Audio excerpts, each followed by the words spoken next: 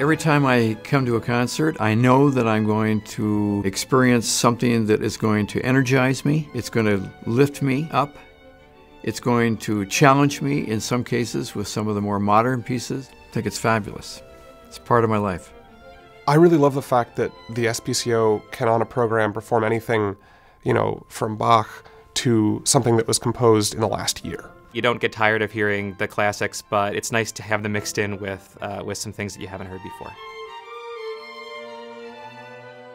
I think one of the things that they do a really nice job on is reaching out to students and schools. Think about what that means to a young person, to have an opportunity to sit down with a lead flutist in the orchestra. What kind of inspiration that brings to young people. It's fantastic. We have an important role bringing our music to different age groups, including the younger kids with our Explorchestra series and even younger kids with Start the Music. Start the Music is just a concert basically for little kids and they can do a ton of little activities, and it's really fun, and I really like it.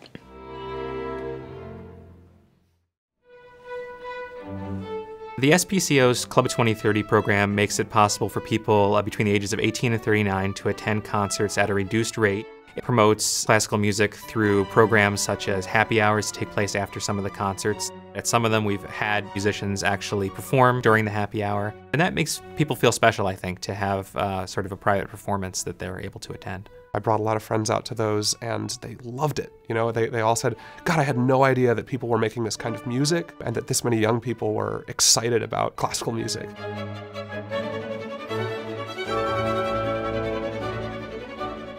The SPCO needs to be accessible to everybody, and that includes families, and that includes young people. It means that really anyone that says, music is something that matters to me.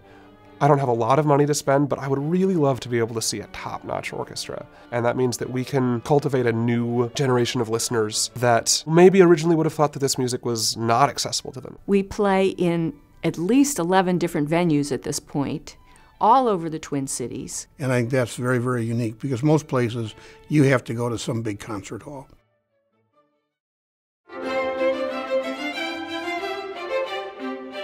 I really focus my giving on organizations that have tried to make themselves accessible. I feel like it's important to give back what I can, and that's really what motivates me to give. I enjoy the music, and they've stretched my appreciation of a wider range of music, so I don't want to lose them. You have to have a community that believes in the value of that art and that contributes money to it and sustains it over time. There is not an orchestra that can stand on its own without that kind of support, and SPCO is no different. It was a no-brainer to decide to be a sustainer of an organization that I want to contribute to, because it is just so simple. I'm a retired educator. I'm not wealthy, but I can afford to give them something every month.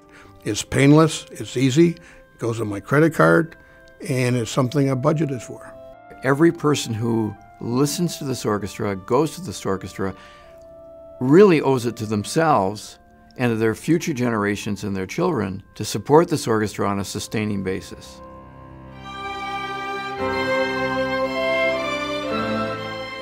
Thank you for making classical music possible in the Twin Cities.